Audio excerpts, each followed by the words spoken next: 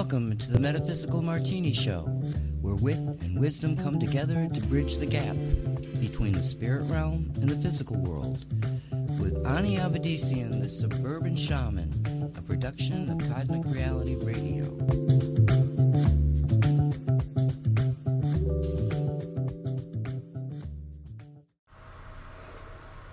Hello everyone, I'm Ani Avedissian. Welcome to Metaphysical Martini.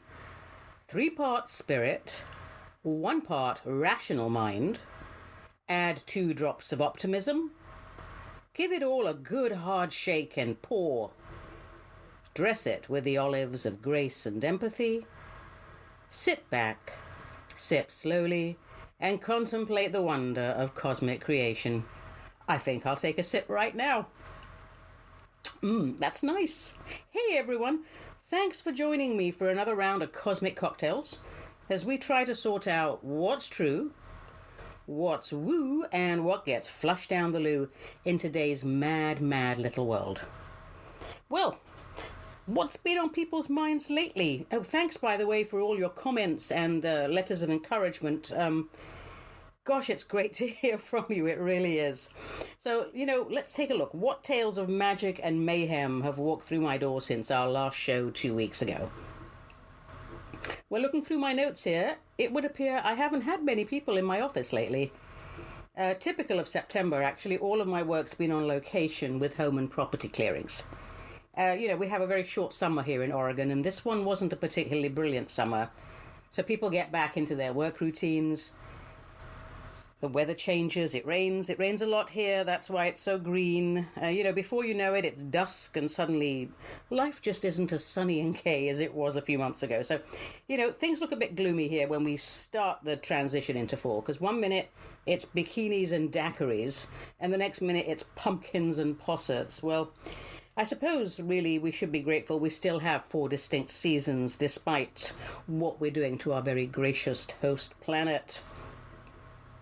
So I guess we'll talk about property clearings a little bit. Why would you call someone in to bless your property? Back in the old days, people would have priests come and bless their properties, and in every culture there's a shaman or a priest that does this. But it's not such a common concept anymore, is it, as people are moving away from traditional religions? Well, there's a number of reasons why you'd call someone to come in and clear your property. The most common, I would say, if I look at my Excel spreadsheet, is property sales.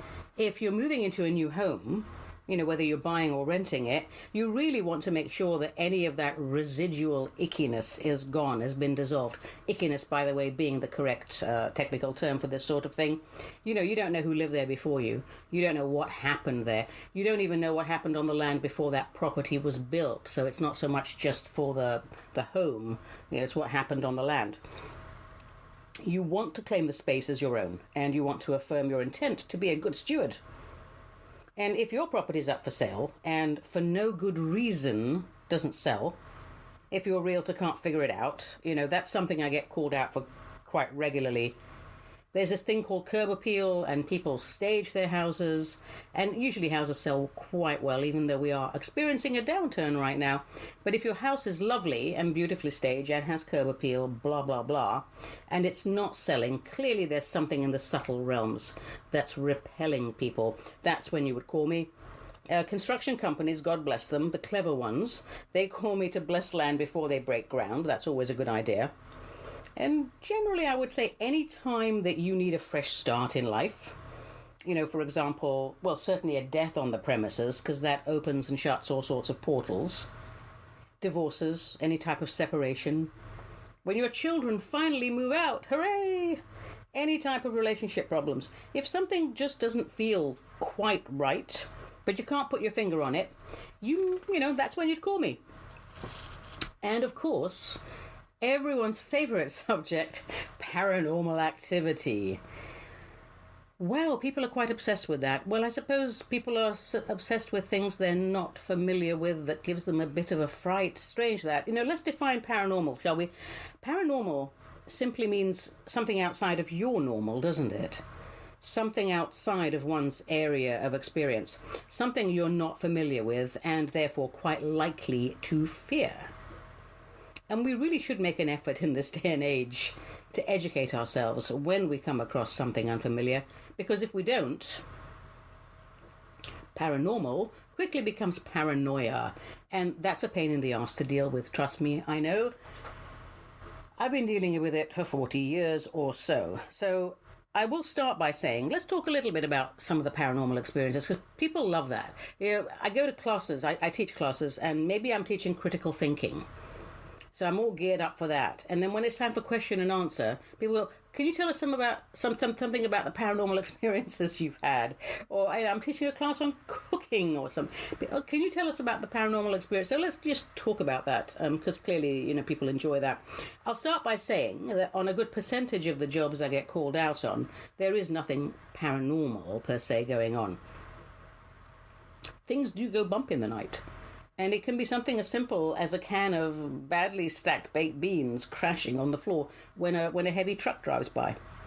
And plumbing issues come up quite a bit, Most of the time you don't need me, darlings, you need a rotor router. The other thing comes up quite a lot, doors banging.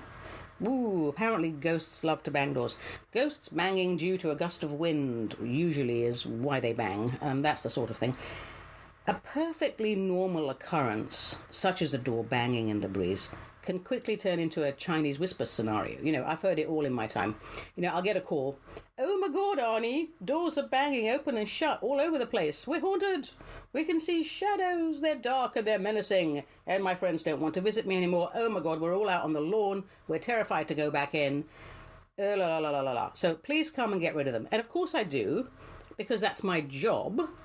But once I get there and I start the interview process, doors are banging all over the place actually turns out to be someone thought a door slammed shut one night and saw a shadow race across the room very quickly, which, can happen when doors open and shut. They let light in and out very quickly.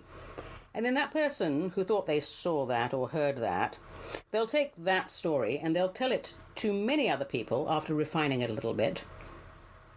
And all these other people suddenly have vague recollections of something similar having happened to them on this premise, on these premises. And before you know it, you're haunted by an army of ghosts and someone has to escort you to the loo at night. Paranormal to paranoia happens all the time. Now, ghosts, spirits, assorted energy parasites, fairy realm, ETs, nature sprites, dark entities, even demon brood. All these things exist, of course. Different people have different names for them, and that depends on our cultural conditioning, of course, our level of education, general awareness, and so forth. But here's the thing, and I think I mentioned this in every podcast, every class, and probably every dinner engagement. Let's not forget, all points in space and time exist simultaneously. In other words, everything in the entire cosmos is happening right here, right now. Past, present, future, all of it. So of course multidimensional activity is possible. What we call it, how we choose to interact with it, that's what makes it normal or paranormal. So every culture has its own stories about how the universe works and who the major players are. 1-800, dial the prophet of my people. People tell me, by the way, when I say that it's disrespectful, but it's not, you see, and also I don't much care. But each culture does have its own version of ghosts, demons, and other world beings. Of course they do. We're all trying to make sense of something that is just beyond our understanding, just beyond our reach in the subtle realms and also in the not-so-subtle realms. If you think life on Earth is dense, and, it does have dense spots, and that humans are somewhat thick and dense, and there are humans out there experiencing as thick and dense, you should visit some of the trash heap recycling realms in the lower vibrations. Actually, that's not an invitation. Those realms are not for the faint-hearted, and even if you could reach them, you'd have a devil of a time quite literally getting out. Multi-dimension, there's boxes within boxes within boxes, ad infinitum. People say, oh, there are 7 dimensions, there are 5 dimensions, everybody has a different version of it. Your level of awareness guides all the subtle realms. So I don't much care to there's there's millions of dimensions for all we know. No one knows. Quantum physicists don't know. We're all figuring it out. The most wisest shaman in the world doesn't really know. We know what our current level of understanding is, but enough to say that if everything's happening simultaneously, well, where is your dominant focus? You're really focused on this incarnation in this life. If something happens and you see something, hear something that is not part of your dominant focus story, yeah, you're going to be on edge a little bit. But if you think about the fact that all you're doing is having a peek into another story that somebody's written, that's kind of exciting, and we can manage that. There's nothing to be afraid of. So, well, I'll share a couple of things with you, I think, and mindful, of course, ever mindful of confidentiality agreements and the like, not just for legal reasons, which are important, but also for respect. Let's share some of these. Now, my darlings, names have been withheld. Of course they have. And locations may have been slightly altered, but the project details are accurate. I keep a log of most of my, home and property clearings. But I don't necessarily note the people's names. But I will note the location. So, what's some of the most interesting ones I've had recently? Oh, well, I will tell you, there was a really funny one recently. Not funny for the family, but I was called in by a lovely family who I've done some work for previously, in the Oregon area. Just a lovely family. And they said, look, we bought this minivan. And it's great, and it runs really good. But every time we get into it, it just feels odd, and we have an accident. So can you do something about that? So I thought, yeah, fantastic, a haunted minivan. Let's go and see what the gods of Toyota are up to. So I go to this home, and the minivan's in the garage, and I said, well, let's open all the doors and get a lot of air in. And I open the trunk part of the minivan, I go in, and I'm immediately assaulted by the spirit of this dead pig, huge hog, and it's screaming at me and squealing at me, and it's really very, very angry and very, very tortured. So I do my thing, portal opens, big pig on the other side comes and takes away all that residue, and we clear it all up. And so now, now the minivan's fine. But now I have to go and tell the family what I've seen. And I always have to make a decision with that, by the way. Because say, for example, you call me for something minor, and I find something really major. I'm going to take care of it, but I'm not going to tell you about it, because now you've got this new area of consciousness to focus on. So I'm always very careful about how I speak with the people who call me out. And this particular family are very young and very bright and have a great sense of humor. They're very intuitive. So I told them, I said, look, I was assaulted by the spirit of a dead pig who was very unhappy. But it's all gone now, so I don't know how you make sense of that. But apparently it turned out that they bought this minivan from a farmer. And when they got the minivan, it was very dirty and it was covered in hay. And so it's not beyond the realms of possibility that a freshly slaughtered pig carcass was transported in there. I think that's what happened. So, you just never know what you're going to show up for, really. I've been doing this for 40 years. It's always a surprise every day. One of the other things that was quite interesting, and this isn't a very pleasant story, by the way, but it is significant. I was called out, again, in an Oregon home. A lovely lady who owned the home with her husband, who I never did meet. Beautiful home, very big home. One of those homes that has its own aircraft hangar in the back. Very nice. And she says to me, I can't sleep at night. I keep seeing red flashing lights. I keep hearing noises. Things do go bump in the night. I have a very eerie feeling in the bathroom and in certain areas of the house. So fantastic. Sounds like just a regular clearing is needed.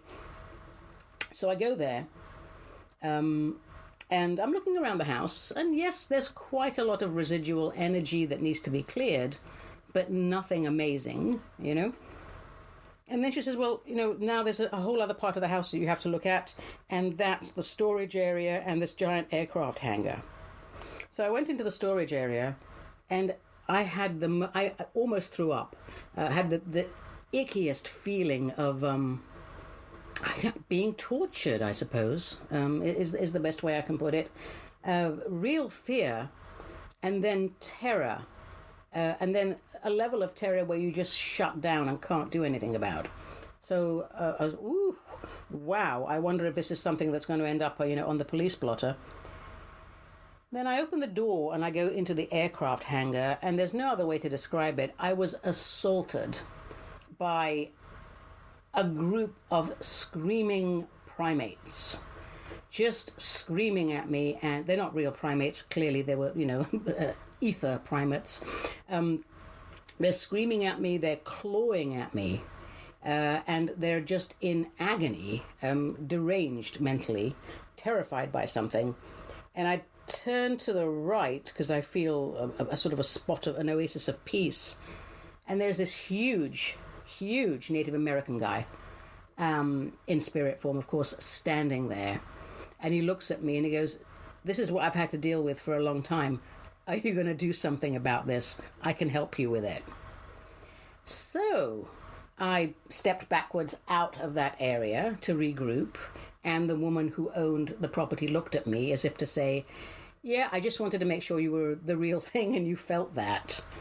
And she said, what do you see?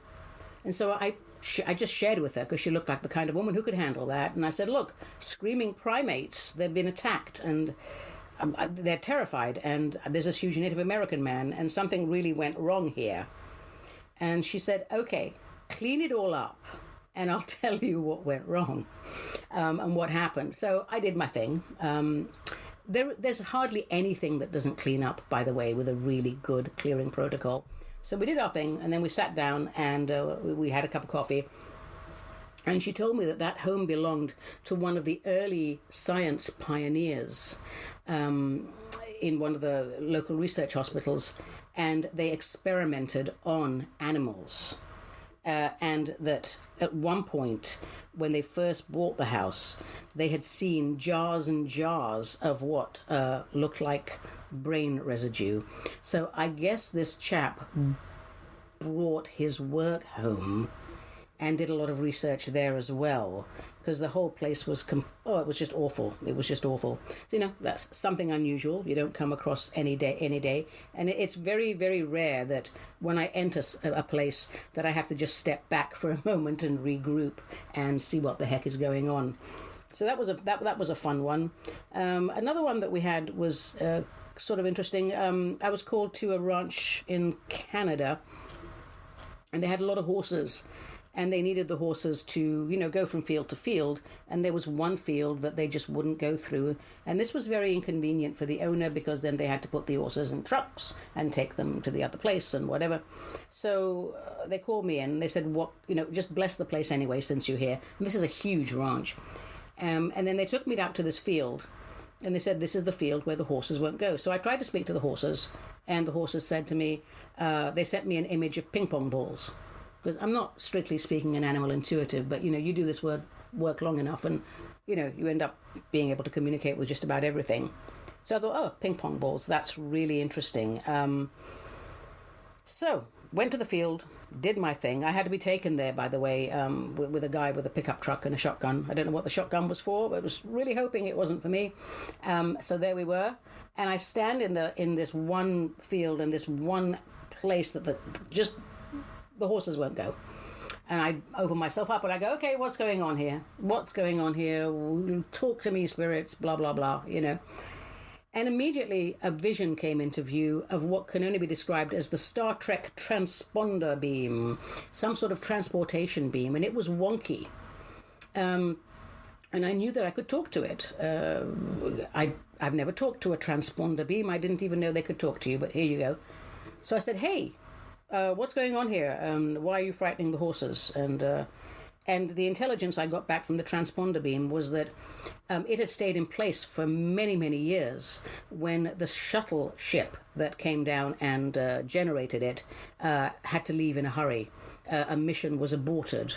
So I said, well, can you show me a vision of the mission? And they showed a huge mothership way up, and then the shuttle ship, try saying that, the shuttle ship came down and generated this transponder beam. And through this transponder beam, what I was shown was what looked like thousands of little white ping pong balls. And I asked the transponder beam, what are these ping pong balls? He goes, intelligence, collecting stuff, archival matter retrieval, that sort of thing. So I just saw thousands of these ping pong balls going down, bouncing onto the ground, and then shooting off at the speed of sound all over the planet. So I asked the transponder beam, was it told to stay there? And it didn't know. So we did a transponder beam prayer, never done one before, and collapsed it. And the whole energy of the place calmed down. Then we were able to clear that field and integrate it into the greater grid of clearing, because this was like a couple of thousand acres. So that was interesting. That was my first and last science fiction sort of, well, actually not my last science fiction, but one of the very few science fiction scenarios I've had to deal with. So, that's the sort of thing you come up with. Most of the time it's a ghost. And what is a ghost? A ghost is you die. Your body dies. And the story that we've written on this planet is that when we die, our soul wraps itself up in the aura and the chakras, the light body, and it goes right through a portal that opens up that is hot-wired for you. And you go through that portal and you go to the place that we have called heaven, and blah, blah, blah, life goes on. And, much better on the other side than it is on this side, really, at the moment. So if for any reason you choose not to go through the portal, and I've heard it all in my time, well, sometimes you could be drunk out of your head or stoned out of your head or whatever, and you still are in your personality. You don't suddenly become an angel or a light being when you die. It's still you. So you might not recognize what the portal is. You might not be compos mentis. Or you might just want to stay behind for various reasons. People have told me they know that their spouse is having an affair and they want to follow them around now that they're a ghost and figure out, who it is that they're bonking, this sort of thing.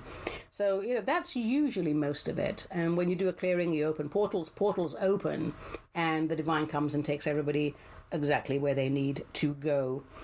Sometimes it's just residual thought forms. We generate thousands of thoughts a day, don't we, each one of us? And there's 7.5 billion or so of us on the planet. If we don't clean up those thoughts, they're going to litter the place. Think about physical trash, your dustbin at home. So you fill that up with all sorts of different types of rubbish, and then you never take it out. And what happens is it starts to decompose, and various parasites are attracted to it to feed off it, and the putrefaction itself generates its own parasitic activity. And in no time it's crawling with disgusting buggy beings, and if you don't take that out and clean it up, they'll just overflow out of the dustbin and all through the house, etc. So think about your aura that way sometimes when you don't do deep breathing exercises. So, there we are. A lot of the time, that's really all it is. It's redundant thought forms, all of the stuff from your mental trash heap. So you walk into a house where people don't like each other, and it looks just like that, an overturned, putrid dustbin bin. So most of the stuff, that's really what you do and what you clear. But, it's a new day. All I can say to people is, if you don't want to hire the services of someone like me, and I'm perfectly happy to stop this work, by the way, and open a little tea shop somewhere on the South Coast, do your breathing meditation every day. Keep your aura clear. All right. I think probably that's enough. We can go back to that if we have time later on. But I ran out of time last time, so I don't want to do that this time. So we'll figure it out, people. If you have problems, paranormal problems, and you can't figure them out, for heaven's sake, give me a call or give somebody in your locality who's respected, who does this kind of work. Let's help you understand it so that you don't fear it. And if someone's in trouble and they're trapped between dimensions, you can actually help them move on. Because if you don't have a physical body, you're not supposed to be on a physical planet. That's just really how it goes. So we'll figure it out together, darlings, because there are more things in heaven and earth that are dreamt of in our philosophy, and isn't that the truth? All right, now it's time for Q&A. Do you have questions about life, the universe, and everything in between? Are you just as confused about it all as I am? then call me and we'll share the confusion. Emails to Ani at aniavedissian.com. Snail mail to Cosmic Ani, P.O. Box 714, Wilsonville, Oregon 97070. Our first question today comes from Reggie A., who lives in Pateros, Washington. Reggie says, would you please explain the Akashic Records? How do they affect us when we live in this incarnation? Right, so Akashic Records is basically a record of every single thing that has ever happened anywhere in the cosmos. This podcast right now, our interaction is recorded in the Akashic Records. Some people see it as a library, a hall of records. It's just a depository. Every universe has its branch, and every solar system has its sub-branch, and then there's the main cosmic branch. It's a place where everything that ever happens is recorded. So if you've ever been to a medium, a really good medium, what they do is they access your Akashic Records. And they are given access to that, to the pertinent information that's required to help you with the problem you went to them for. So that's all the Akashic Records are. Now, how does it affect us in this incarnation? Well, through your chakra system, if they're properly tuned and maintained and vibrant and vital and stable, you have access to all the wisdom in the cosmos. And most of that comes through, the Akashic Records for us, because we draw upon our past life experiences, also our future life experiences, because everything's happening simultaneously. So through the wonder of our chakra system, which are great satellite dishes receiving and transmitting, we have access to how we've dealt with things in the past. And we can draw from that strength, and we can learn from our mistakes. So that's how it affects us. That's really it. We don't want to make a big thing out of it, but, there are wonderful meditations, and maybe we'll do some in another podcast where I can teach you to access that information. So that's the Akashic Records. Everything that ever happened, that we ever thought, that we ever did, it's there recorded. How wonderful is that? Which means that on a greater level, we can't really get away with anything, can we? But that's okay, because if you're seeking to access your Akashic Records, you're in a higher level of consciousness, and you're not going to let your false ego crash you. You're going to be using that information for bettering yourself and for the betterment of mankind. Thank you, Reggie A. from Pateros, Washington, for that question. All right, moving on. We have another question. Yes, we do. Where is it? Ah, here it is. Okay. This question is from Aida, who lives in Schweinfurt in Bavaria, and she asks, if we keep dying and reincarnating, does that mean that no new souls are created? That does not make sense to me. Do you have any input on this, please? Good question, actually. Yes, I do have some input. Let me explain the oversoul concept, the cumulative soul concept, the originating soul concept. Now, you think that, right now I'm Ani Avedissian, and I'm in this personality, and I die. And so this personality soul just wraps itself up in the light body and goes to heaven. When it goes to heaven, it still has a sense that it's just Ani Avedissian. And it reviews its past life and does everything, and, I'm dead, I'm in heaven, blah, blah, blah, new adventure. When all of that is settled, I stop being just Ani Avedissian. I merge with the consciousness of my cumulative soul, my originating soul, my oversoul, whatever else I can think of that people call it.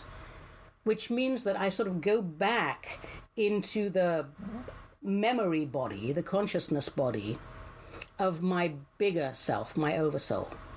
And when I'm back in that, I can be Ani Avedissian. I can individualize as Ani Avedissian, because the book of Ani Avedissian is written now and it's in the Akashic Records. I can pull that off the shelf anytime, read it, and even re-inhabit it. But now I'm in my oversoul, so I remember all of the lives that everybody in my oversoul has had. So I suppose if you think about it in the most simplistic terms, how a 5-year-old explained it to me, you're a big lump of jello, and then blobs come out and have experiences. and then the blobs decide they don't want experiences there anymore, and those little blobs go back into the big blob, and they share all their experiences, and then the big blob decides to make a new soul from itself with a new personality. And that, my darlings, with that little 5-year-old girl, is the best description I've ever had of how the oversoul concept works. We go back into our mother pod, we share the experiences, we enrich the experiences, and then when we're ready, that oversoul plops up another little soul here and there with personalities, and that cycle repeats. So it's not the soul going backwards and forwards. In the simplest terms, you could say that the oversoul creates a new soul every time it creates a personality. So I hope that all makes sense. It's not too dissimilar to source energy, that just self-expressed, and we have all of these experiences and all of these different personalities, but eventually it's all going to go back into source. So thanks for that question. That is a good question. I get asked that from time to time. So we'll answer more questions if we have time left at the end of the show. But now it's time for a poem. Do-do-do-do-do-do. Yes, folks, after a hard day's shamaning, I like nothing better than to go home, put my feet up, have a nice cup of tea or a small drinky poo, and write non-peer-reviewed street poetry. Why have Shakespeare and literary prowess when you can have cosmic Ani and a whole lot less? So I do this just for fun. It's a bit of a laugh. I started writing poetry when I used to drink a lot more than I do. Yeah, those were the days, man, when you were younger and you can handle it all. But nowadays I do it to lighten the mood because some of the stuff I talk about is very heavy. All right, so this one is called My Friend Arnold. For years I had this friend. His name was Arnold Post. I loved him till the end, but Arnold was a ghost. We always shared our meals, not that it really mattered. For all the food he ate, he never once got fatter. We'd take the train on Sundays to sit and stare at the ocean. He never once got sunburn or ever needed lotion. He was my secret friend. I suppose that is admissible. After all, I can't deny, he was clearly invisible. I remember well the day they called him back to heaven.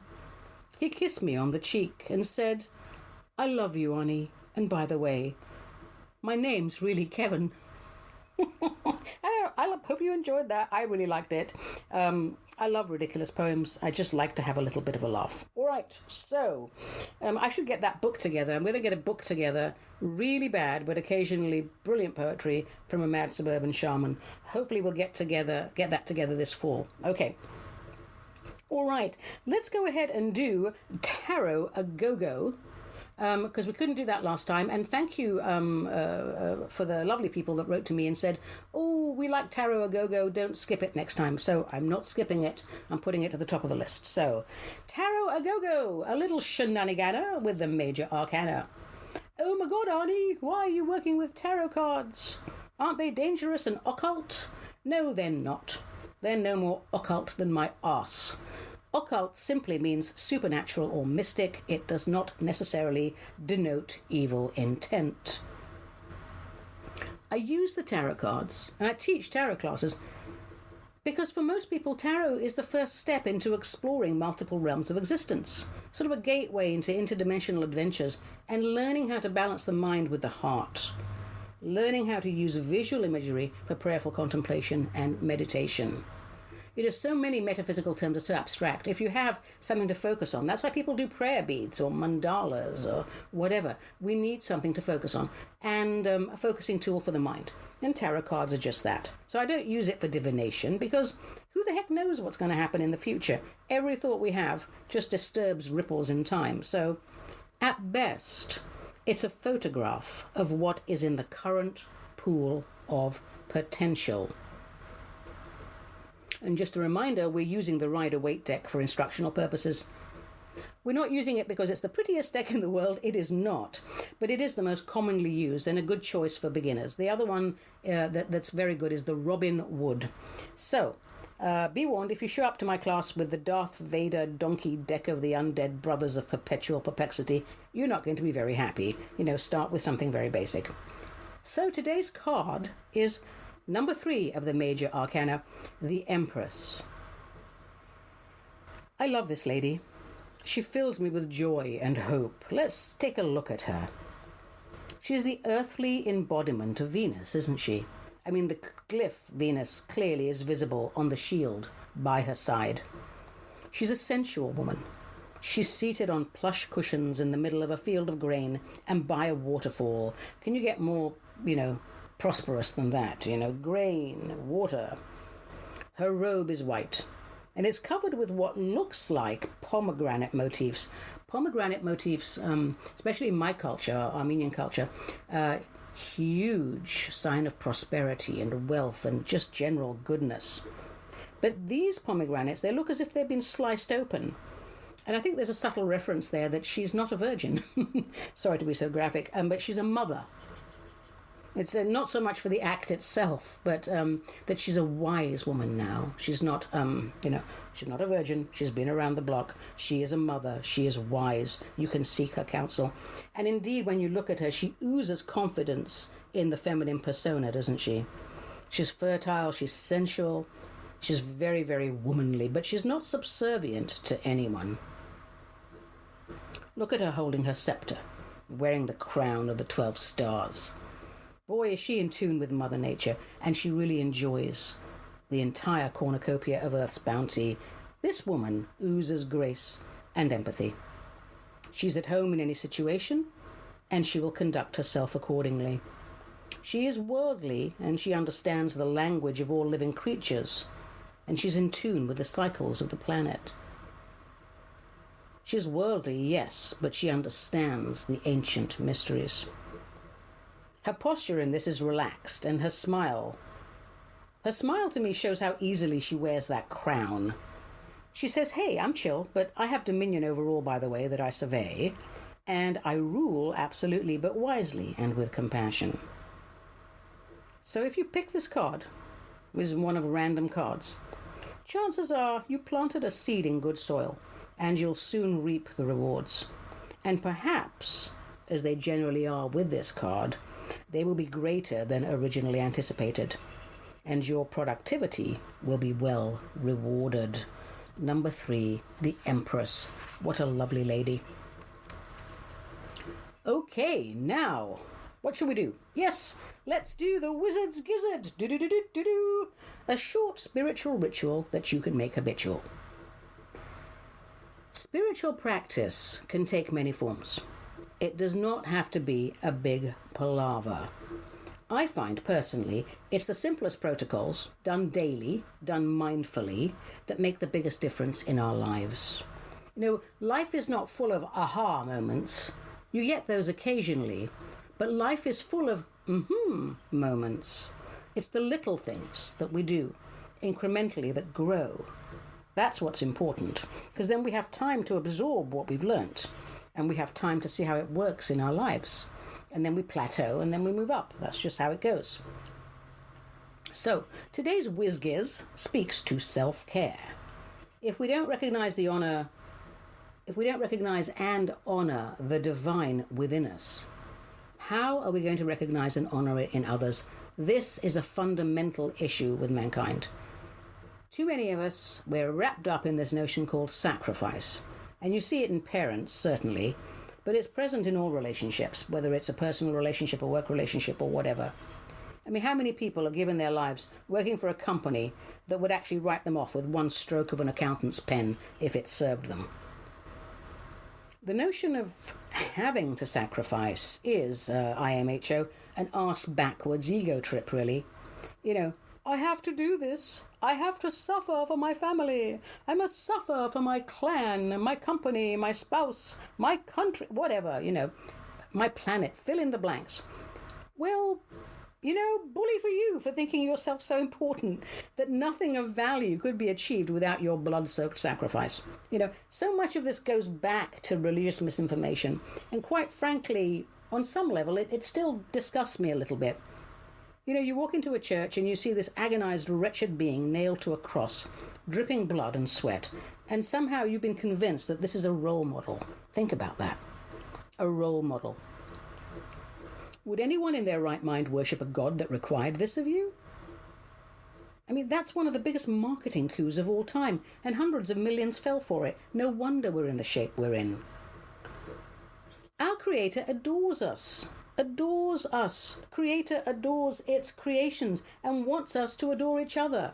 So let's take some time each day to honor the divine spark within each and every one of us. The thought that somebody has to suffer horribly to make up for the sins of others. Marketing coup, people. Wakey, wakey. Okay. I wish the real Jesus would come back, because he was cool. Anyway. This ritual is simple. When you're done with your workday, whatever that means for you, ask yourself this one question. What did I do today to honor my existence? Now, I chose those words carefully because it takes your mind in a different direction. If I say soul or divine spark, deep down you may doubt that you have a soul or that you are divine. But no matter what your belief system and assumptions are, you cannot deny that on some level you exist. So the question is, what did I do today to honor my existence? And give yourself time. We're so used to wanting to give an answer right away. Because what does that mean to you? You know? And how you honor your existence is up to you, and it varies from day to day, surely. I mean, perhaps one day you need a massage, or one shot of good bourbon. Perhaps you need to give notice at your place of employment. Perhaps you just need a day at the beach, or to make a commitment to a new workout schedule. Haha, that's me. You're the only one who can answer that question, and, what did I do today to honor my existence? And when you start to ask that question, all sorts of emotions come up. And let them come up. Emotions are vehicles for intelligence. Let them come up and let them float away. Let the intelligence pour itself out, the suppressed intelligence, the suppressed trauma, the suppressed triggers. All of these things start to percolate out by asking this one simple question every day. What did I do today to honor my existence? I honor existence. So the three important words in that sentence, I honor existence. If you meditate on that, you will be connected to all living beings through the unconditional love of source energy. This is a gateway to opening your heart, a warm heart, and opening the mind, a cool mind. After all, we wouldn't want to be labeled useless eaters, would we? No. You see, a useless eater is somebody who has no individual sovereignty, and that is the path of us all, individual sovereignty. Okay, well, that's enough whizzy-gizzy. Let's do a little time check. Yeah, I think we're good. Now it's time for a bit of philosophy, and a segment I like to call Plato Chips. This is where we share a quote from a philosopher of note. Today's pick is a personal favourite, and a guiding light in my younger years, that champion of humanitarianism, committed pacifist Bertrand Russell, who lived 1872 to 1970. That was a long life. I would have loved to have met him. So who was this chap? Well, he's a philosopher, clearly, because he's on Plato Chips, but he was also a brilliant mathematician and an educator and a social critic and a political activist. He wrote, I think, well over 70 books, thousands of essays, and interesting, he just addressed many, many different topics. He was right across the board. He won the Nobel Prize for Literature in 1950, a mathematician winning the Nobel Prize for Literature, because he wrote so well. You should read some of his books. He had a really wonderful literary style. And he's recognized as one of the foremost logicians of our time. He was born into a very educated aristocratic family even. I think he was, if I'm not mistaken, he went to Cambridge. And he did something interesting. He gave away most of his inherited inherited wealth, not health. Don't give that away. And what happened in 1931, he actually inherited And he kept an earldom. That's interesting. So, he wrote so many books. I would start by reading A History of Western Philosophy, which apparently, it got rave reviews when it came out, and it's still, I think, the greatest book on Western philosophy ever written. So to start with that, the other one that's really awesome is Why I Am Not a Christian. And that brings up a lot of emotions in people, just the title. But I would keep a cool head and a warm heart and read that, because it's not bashing Christianity. It's much bigger concepts at play here. I love this guy. He was very passionately involved in social and political controversies. He supported the suffragettes. He supported free thought in religion and morals and world government. He opposed World War One. He opposed the Vietnam War. He opposed war. He opposed the concept of nationalism, political persecution. In fact, I think it was 1918, if I'm not mistaken, he was put in prison for a bit for his anti-war views. And in the 60s, he started talking out against nuclear weapons. He married 4 times. He had 3 children. And he founded an experimental school, the Beacon Hill School, that if you from England you would know about. He wanted everyone to be educated across the board, which I'm all about. Philosophy, mathematics, science, literature, politics. Let's learn all of it. And he was an active social critic and political critic right to the end when he died in 1970. So before I learned anything about him, though, I was told that he often had suicidal thoughts, as most great people do. But he didn't commit suicide because he said, I wanted to learn more mathematics. Well, that got my attention for many reasons. One, because honestly, I distinctly remember wanting to commit suicide during mathematics classes back at school. Not my subject, really. But also because I know, as a counsellor, that the will to live often dies out when we're no longer curious. So here's the quote that gets my vote, one of so many brilliant quotes this man gave us. I would never die for my beliefs because I might be wrong. I would never die for my beliefs because I might be wrong. That, my darlings, is a little something called true humility. It's a very misunderstood and sorely lacking virtue in today's dimmed down world. I think Russell should be mandatory reading in schools, especially the history of Western philosophy. When it was first published, it was hailed by the Observer paper as a lucid and magisterial, and that really is his style of writing. He's not a dry writer. He really gets you in there. He's so refined. This book, I think, is still universally acclaimed as the best one-volume work on the subject of Western philosophy. So, he talks about Pythagoras, Heraclitus, Plato, Socrates, the atomists, Aristotle, the Cynics, the Sceptics, the Epicureans, the Stoics, Ambrose, Jerome, Augustine, Benedict, Gregory the Great, John Scott, Spinoza, Locke, I like Locke, Berkeley, Hume, Rousseau, Kant, Hegel. It's all in there, and it's going to make sense to you.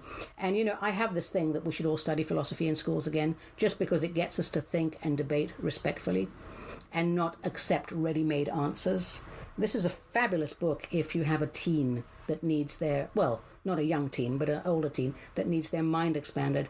Everyone should read this book. So, there we are.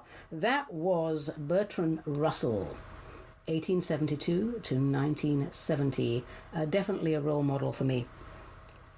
Alrighty, I think we have time for another Q&A. Yes, we do. And, this is what this show really is all about. It's questions and answers. It's not so much about me pontificating, which I do so well, in my opinion, but I would really like to devote 70% of the show to your questions and answers, so keep them coming, because we want to make metaphysics mainstream. That's very important. We want the spirit to inhabit the human. We want people to realize that there is no difference between, we want the separation of church and state, but we want the secular spiritualism to overtake mainstream religion, which is immature. We want sort of universal brotherhood and sisterhood.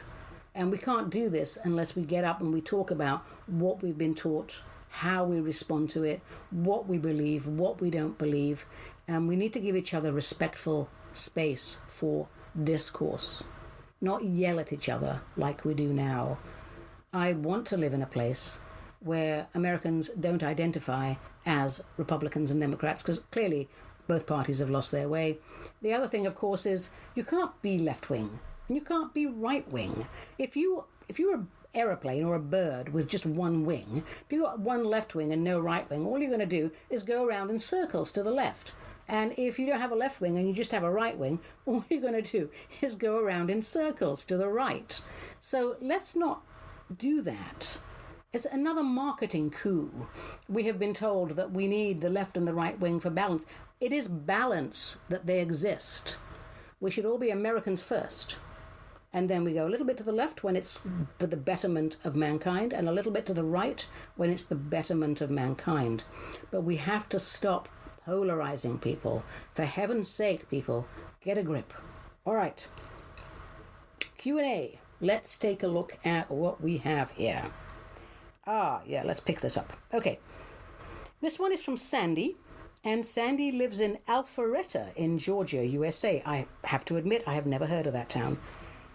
Sandy, I read your letter several times, and I think, if I may, I'm not going to read the first part of the letter, as it is deeply personal, and I'm going to make an executive decision. I'm not sure you need to share this with the general public in this show, anyway, at this time.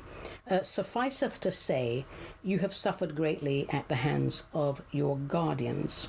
So I'll start after that. The pain I am in, the trauma I am in daily, crashes me every minute. I think about killing myself every day. When I take the painkillers, I can't engage in anything meaningful.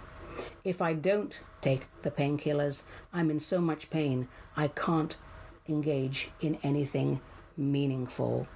I'm afraid to live. I'm afraid to die. I don't know what to do. This is a half-life. I don't know that you can help me, but no one listens to me anymore. My family have written me off. And I'm not going to read the second part either. Oh, Sandy, I empathize with you. I really do. I had an accident quite a while ago, and I'm in pain every day, and I had to learn how to manage that pain. And we can talk about that in a bit. But what I want to talk about is where you have written 3 times in this letter, I think about killing myself every day. Okay. With great love, I surround you, and my heart empathizes with yours for your situation. So I want you to take a deep breath when I say this, because it is meant with love. If you thought there was any value in killing yourself, you would have done it by now. I don't think you're going to do it. What you're doing is wallowing in self-pity. And that's a trap we all fall into, because I know as well as anybody else, chronic pain wears you down, and the agents that they give us to manage that pain wear you down even further. I don't discount anything that happened to you. Some of us have had terrible stories. You have a very terrible story here. But you know what? That is actually your history, Sandy. It's not your life sentence. So if you want to manage your life better, there are ways. The very first thing I think we have to do is to find a better way of managing the pain. So you've told me what you're taking here, and that's a very strong opioid. So I don't know what the laws are in Georgia, or if you even have, a good naturopath in your area. Cannabinoids are wonderful for managing pain. Now, here in the state of Oregon, it's legal, whether for recreational or for medical use. I don't know what the situation is in Georgia. But you mustn't think that you're going to get stoned out of your head when you take medicinal cannabinoids. What happens is you may get a very slight sense of euphoria, and what's wrong with that? But our bodies have cannabinoid receptors in them. And so it dulls the pain, gives you a very slight lift, and you can have a very, very functional life. So the very first thing before you start talking about the emotional process of suicide, etc., is please find someone you can have a better conversation with about managing the pain and keeping you functional. And then when we have that and you're inhabiting a body that isn't racked with pain and then dumbed down with opioids, when we break that cycle, then we can talk about how to find some curiosity about life again. And let's find the real you again that's in there somewhere before you were traumatized by these horrible acts. I'm glad you're not with that family anymore, and I am glad that you're in a more supportive environment now. But most people don't know how to deal with mental health issues, and the establishment just wants to medicate you. There are ways out of this, and in fact, if you'd like to, Sandy, at no charge to you, give me a call, and I'll be happy to do. I'd be happy to gift you a session to help you out of this misery, because it's just a shift in perception, and then a little bit of persistence and diligence and focus, and we can turn this around. So for all of you out there who think, I just think about suicide every day, you don't. You're wallowing in self-pity. And it's not a criticism. You've just allowed yourself to fall into that false ego trap. Hundreds of millions of other people are in that trap. So don't beat yourselves up. But just know that there's a way out of this that's functional. It's practical, and it's a reality. Doesn't matter how many years you've spent wallowing in this and wanting to commit suicide. If you haven't done it yet, you're not going to, and that was never your intention. It's just a cry for help, and most people don't know how to help you. So I think we need to be more supportive about that. We need to be more supportive about each other's mental health issues. There's not always a solution to it. Sometimes you just have to listen to people. Just listen to them. Let them share their deepest, darkest moments with you. You're under no obligation to be able to, to have to give them an answer. You just have to be there. Sometimes when people are allowed to vent in a non-judgmental space, it's not so bad after that, because there's no resistance. There's acceptance. I feel this way, and you now know that I feel this way. And then when the resistance dies down, because that's what happens with acceptance, then we find a way out, a way forward. So take heart, Sandy. In the blink of an eye, life can change, and it will. Thank you, everyone, for your questions. Thank you for your comments. It's been lovely. Well, my darlings, gosh, I think that's it for today's show. I hope you enjoyed listening to it as much as I enjoyed recording it. Today's real life martini was handcrafted with great care by yours truly, using a very old bottle of gin that I found in the back of my cabinet, which is called Peter's Family Gin, and it's made right here in Cannon Beach, Oregon, a very nice Oregon seaside town. Now, I only recently opened this bottle, and I must say, it's a really different experience. Strong herbs, a touch of licorice, I think. What am I tasting, Peter? Who are you? Do you still make this stuff? I mean, I may need a couple more martinis before I can figure this out. So I have no affiliation with Peter's Family Gin. I have no idea who the heck he is and if he has a family.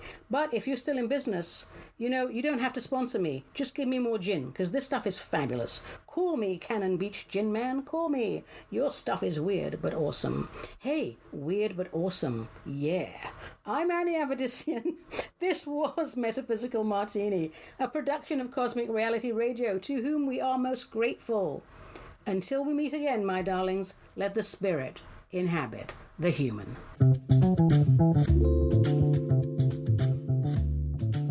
You have been listening to The Metaphysical Martini Show with Ani Avedissian, the Suburban Shaman, a production of Cosmic Reality Radio.